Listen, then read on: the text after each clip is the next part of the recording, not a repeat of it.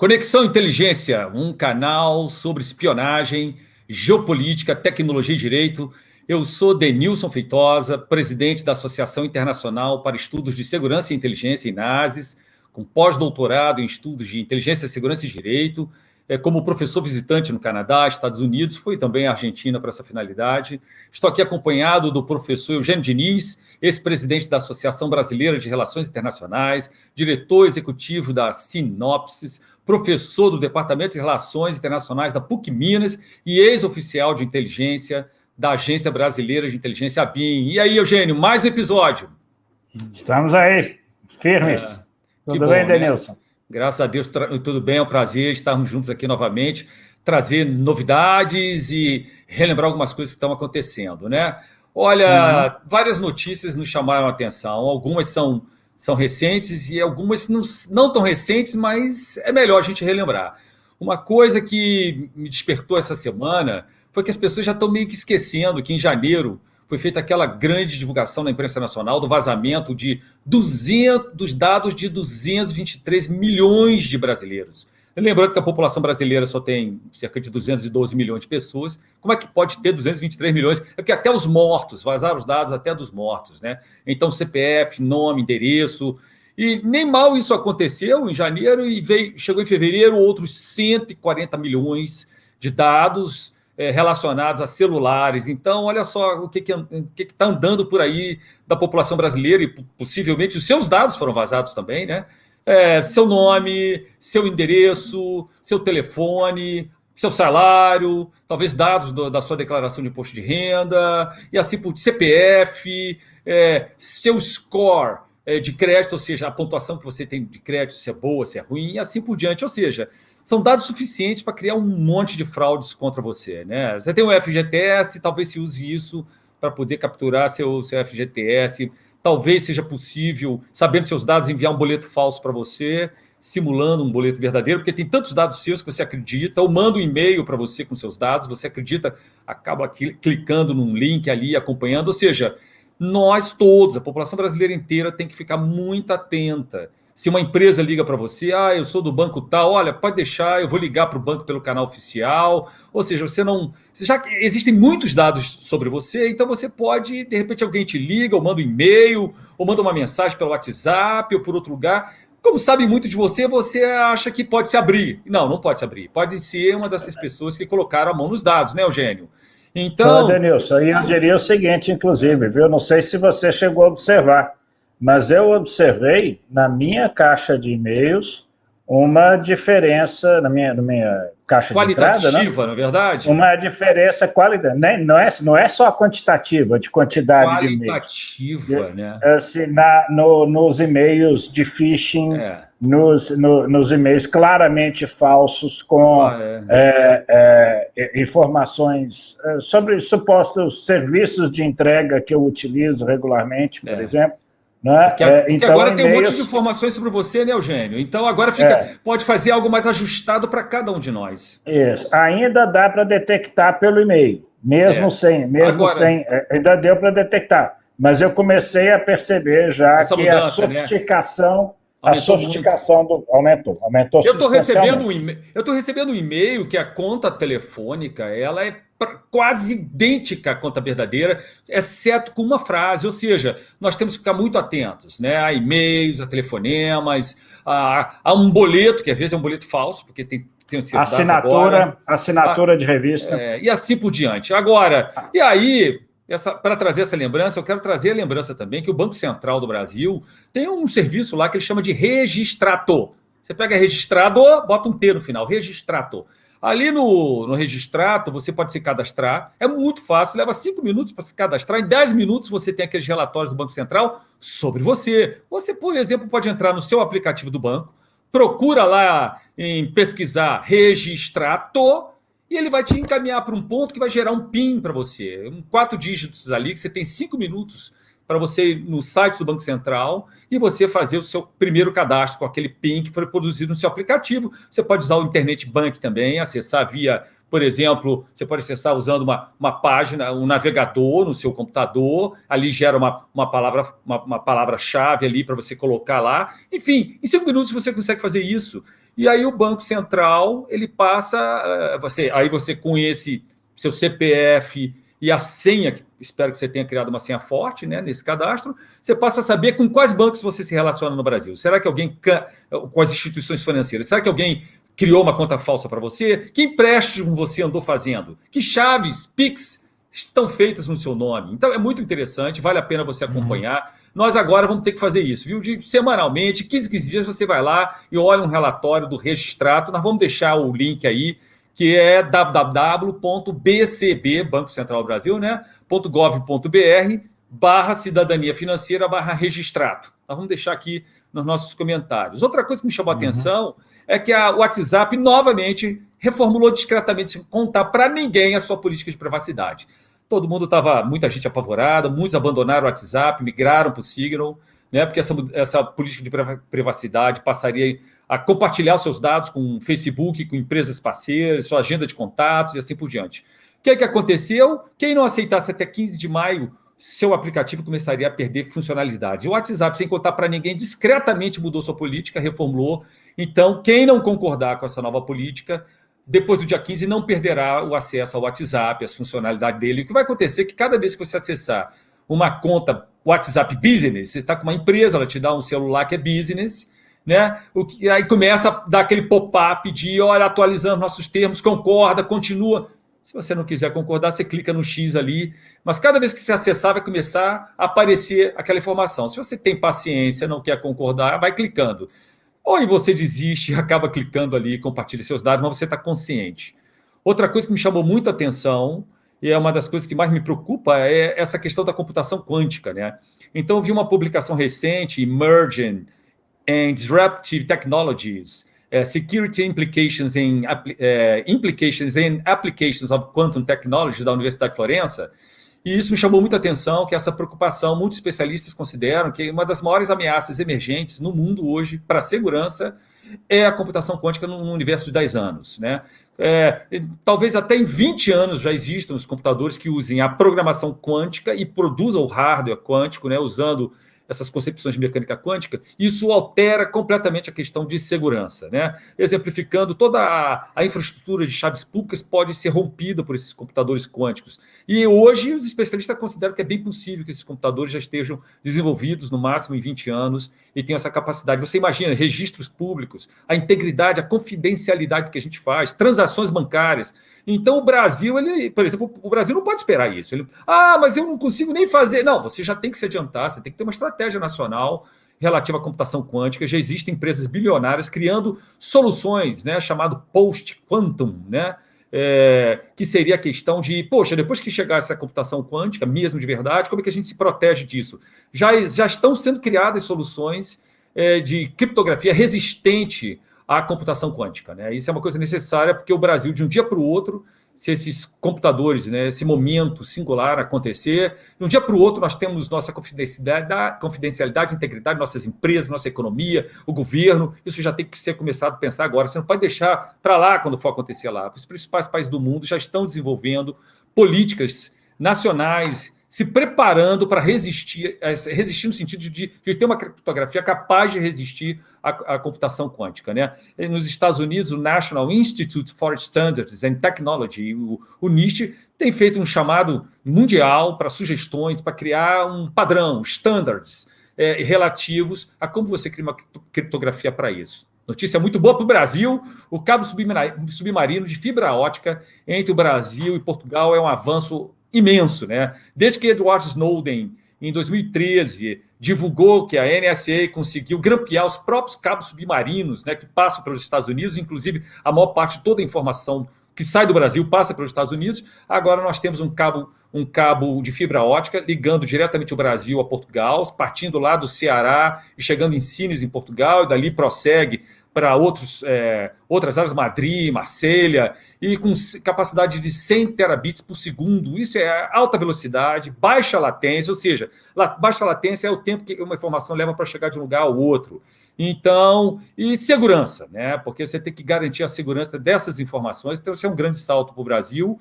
Isso vai influenciar muito os serviços de streaming, serviços de instituições financeiras, bancárias, instituições de pesquisa. É um grande salto nosso, é um caminho que nós temos que ter. Vamos continuar a ter informações migrando pelos Estados Unidos, a maior parte, mas vamos começar a criar nossas próprias capacidades alternativas, né? Como esse cabo de fibra ótica, esse é 6 mil quilômetros, né? O Ela-Link tem, é uma coisa realmente, é uma notícia ótima para nós, poder ter essa ligação robusta com a Europa. Outra coisa que chamou a atenção... Só um detalhe, Denilson, antes de passar para outro assunto, é que é o seguinte, olha, é claramente um ganho, não há dúvida nenhuma, imenso, mas é bom a gente lembrar que é o seguinte, que a comunicação da internet, ela o tempo todo usa a rota que esteja mais disponível. Então, assim, o ganho em termos de latência, dificilmente ele será perceptível para o usuário cotidiano. Né? Ele é muito mais notável, ele vai ser muito mais perceptível para as transmissões de grandes quantidades maciças que trafeguem principalmente por esse cabo, mas o próprio aumento do tráfego significa que em determinados momentos de maior ou menor utilização, a rota que será seguida será sempre a rota com menos gargalos, né? A rota que esteja mais livre, que é exatamente a que faz mais latência. Agora, o ganho é real. Não é real, é claro. E essa latência será baixa para aqueles provedores que contratarem o uso dessa fibra ótica, desse cabo submarino. Né? Não é todo mundo que vai usar isso. São aqueles provedores que contratarem esses serviços. Mas já se sabe que alguns são alguns sempre são preferenciais.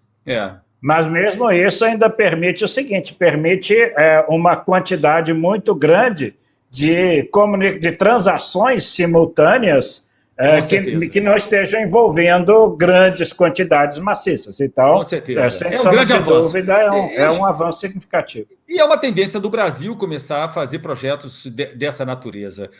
Outra coisa também que chamou a atenção nós falamos tanto sobre as traulitadas, as pancadas que o Bitcoin recebeu e continua a receber.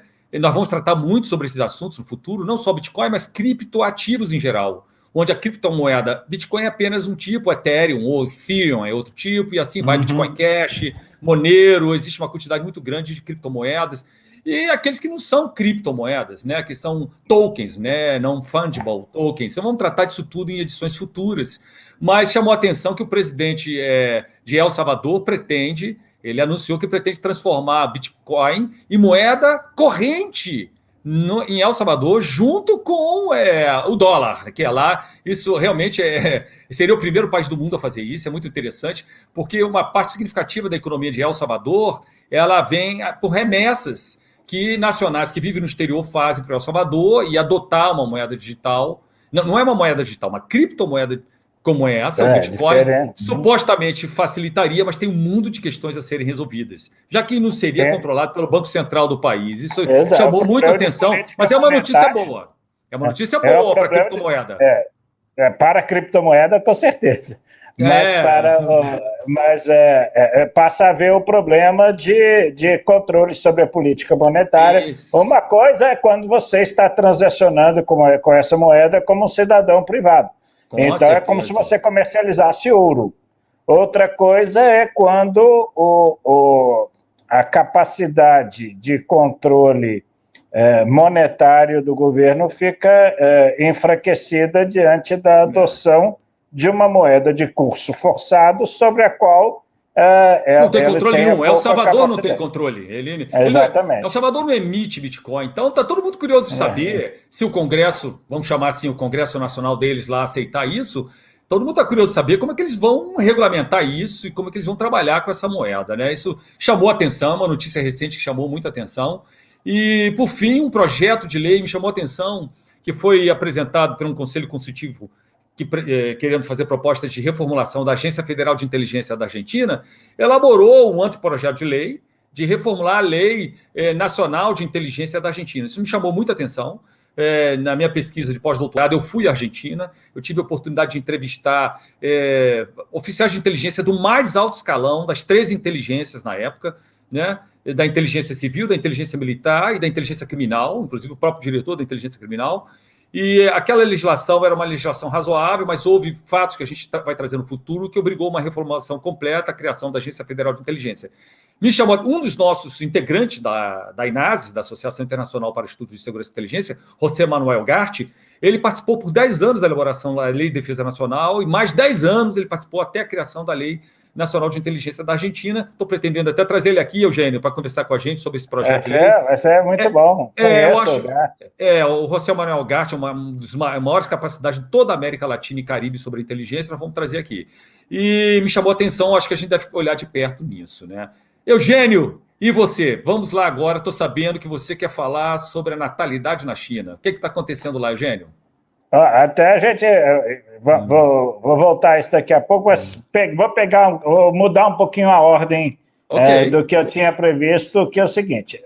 Você mencionou, né, quando você estava mencionando alguns dos pontos sobre a mudança de política do WhatsApp e com relação ao compartilhamento de dados e tudo, um outro gigante da internet também vai ter que mudar de política. Né? Impressionante, né? A Alphabet, né? Que é a empresa controladora do Google, enfim, né? Digamos, o Google ou a Google, ela acaba de levar uma multa de 268 milhões de dólares na Europa, particularmente na França, em função de seu mecanismo, de sua gestora de anúncios. A Google Ad Manager está privilegiando a própria agência de anúncios do Google no Google. Em todo o complexo, né, de internet gerido pelo Google. Então, houve não só a multa, mas a obrigação, e a Google já anunciou que vai dar prosseguimento, né, que vai acatar a decisão e orientação de mudar os seus procedimentos com relação a esse anúncio. É um aspecto interessante. Em que sentido? No sentido de que começa algum movimento de equalização do jogo de forças dentro do mercado digital de anúncios, que é praticamente controlado no mundo inteiro por 3 empresas: a própria Google, o Facebook e a Amazon. Né? Elas controlam uma parcela desproporcional, gigantesca, por exemplo, do mercado de publicidade nos Estados Unidos. Isso no país que tem CNN, no país que tem Fox News, no país que tem New York Times, no país que tem o Washington Post, enfim, não é que tem os grandes destinatários das verbas publicitárias do passado, que foram completamente desbancados no intervalo curtíssimo por essa tríade. Né? E nessa tríade, por enquanto, o Google e o Facebook ainda têm uma posição mais vantajosa em termos de anúncios do que a Amazon, mas a Amazon crescendo muito rapidamente. Né? Agora, Eugênio, você está falando é impressionante, né? Porque quem diria, a Google é uma das maiores empresas do mundo, né? E ninguém achava que conseguiria alterar algum rumo nela, e de repente a França aplica uma multa desse tamanho, e a Google anuncia que vai rever sua política de propagandas, né? Só uma coisa interessante, faz uns 11 anos eu comecei a usar VPN, né? que é a rede virtual privada, né, Virtual Private Network, em todas as minhas comunicações, seja no celular, no computador. Mas por quê? Eu estava fazendo pós-doutorado e quando eu estava no Canadá, Estados Unidos, eu encontrava um monte de coisa interessante para pesquisa de inteligência, segurança e direito. Mas quando eu cheguei no Brasil, eu não estava mais encontrando as mesmas coisas, usando Google e essas... Eu fiquei tão impressionado com isso, aí eu vi que tudo que era oferecido para mim dependia do meu endereço de IP, como sendo um brasileiro, estando num território nacional.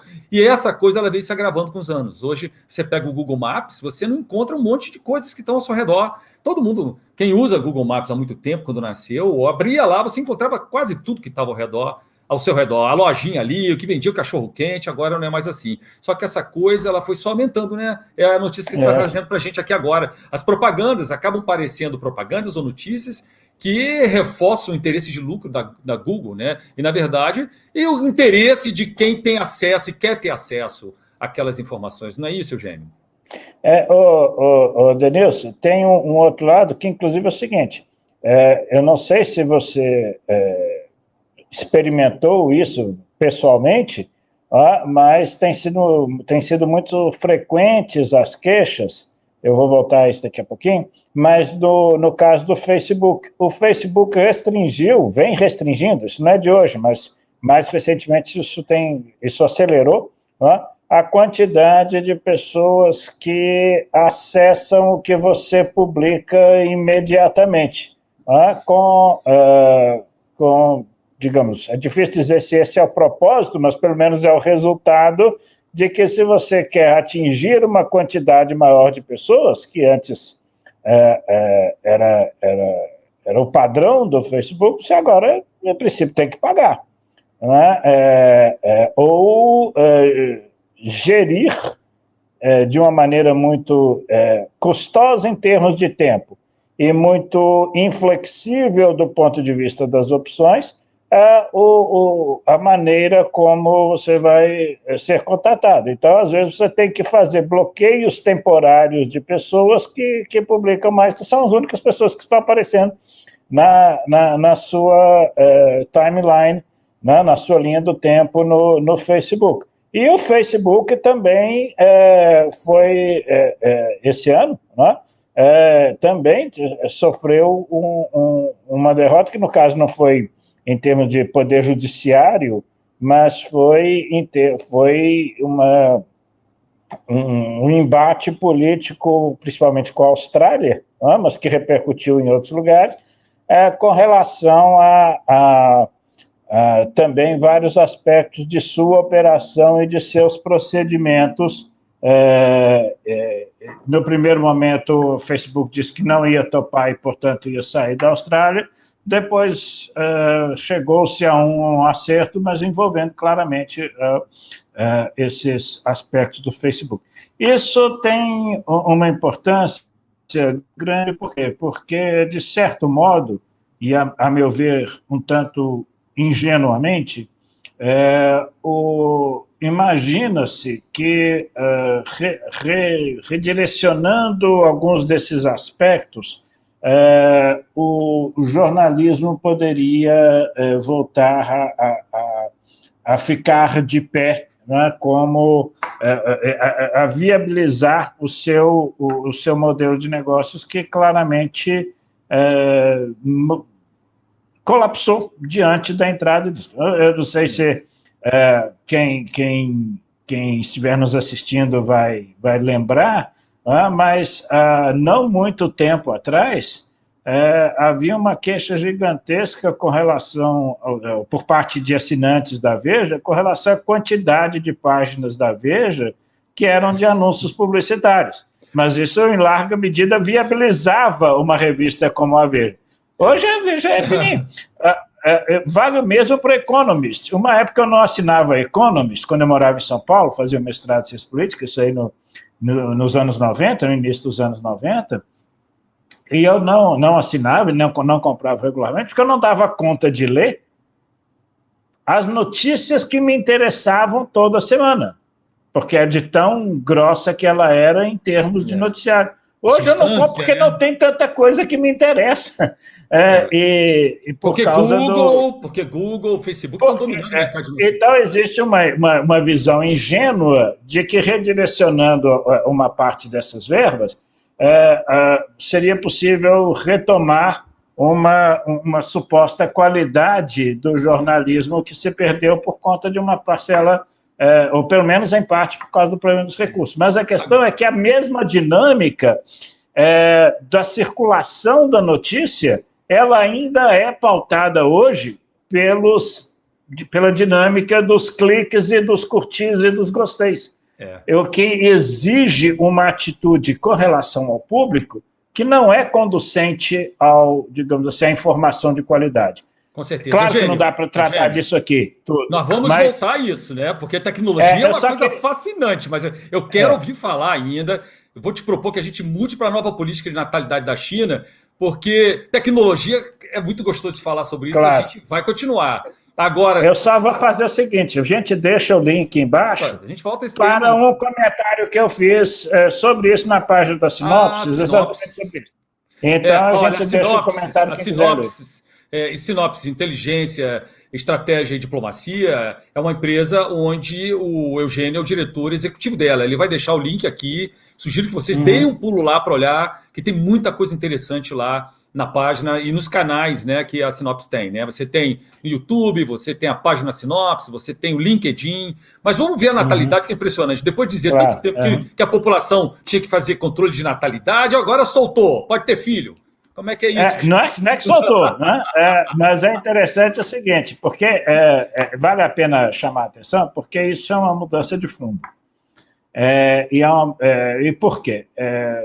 Durante muito tempo, ficou muito conhecida, uma política muito rigorosa de controle da natalidade na China, né? Uma política muito autoritária, inclusive, que era de que as famílias só podiam ter um filho, ou uma filha. Essa política mudou em 2015, né, passando a ser admitido que cada casal tivesse 2 crianças, e agora, 6 anos depois, mudou de novo, agora permitindo 3, porque de uma hora para outra essa aceleração. A população da China começou a envelhecer muito rapidamente. Em consequência dessa política. E consequências que vão para além do puro simples número de reprodução, né? Aconteceu um fenômeno. Por diversas razões sociais e tendo em vista a grande heterogeneidade, né, que se foi constituindo na China ao longo desse período de acelerado crescimento econômico e modificação do perfil das atividades econômicas realizadas na China, com grandes diferenças espaciais e enfim, com diversidade muito grande de aspectos sociais envolvidos. O fato é que é o seguinte, como um efeito dessa política, para as famílias, por diversas razões, acabava sendo mais vantajoso que a única criança fosse do sexo masculino. Como que esse fenômeno ocorreu é até difícil de especular, mas o fato é que essa política levou a uma modificação da relação da relação quantitativa, das proporções dos membros de sexo masculino e feminino, com um aumento muito grande da população masculina em relação à população feminina nos segmentos mais jovens, o que significa o seguinte, não é só questão de deixar ter mais filhos, se é possível aumentar muito rapidamente o crescimento vegetativo por meio do aumento da fecundidade, se é que as famílias vão querer fazer isso.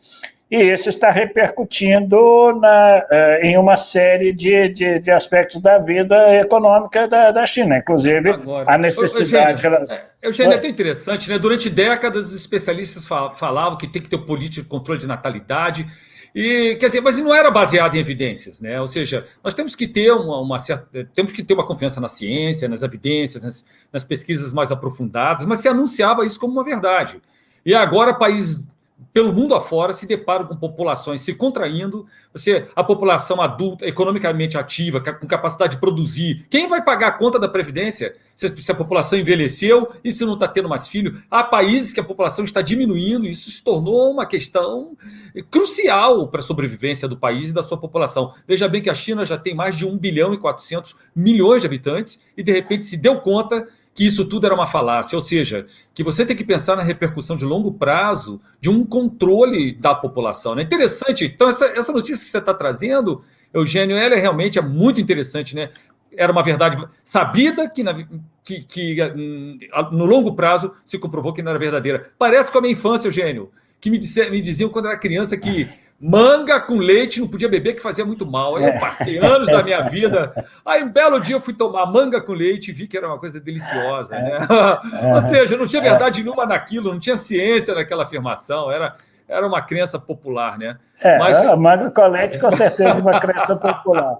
Então adorei você estar falando. O aspecto desse da China é algo que para nós talvez seja tão inusitado, que é constatar que em breve a população da Índia deverá ultrapassar a da China. Sempre a Índia, né, também sempre foi um país muito populoso, mas o curioso é que essa dinâmica demográfica tenha se tornado tão diferente num intervalo tão curto. Então,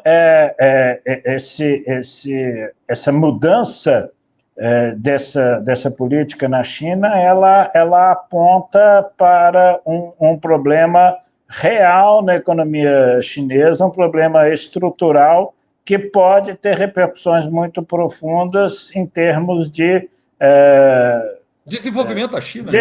E de distribuição mundial de poder. Exatamente. Então, digamos aí, se fosse...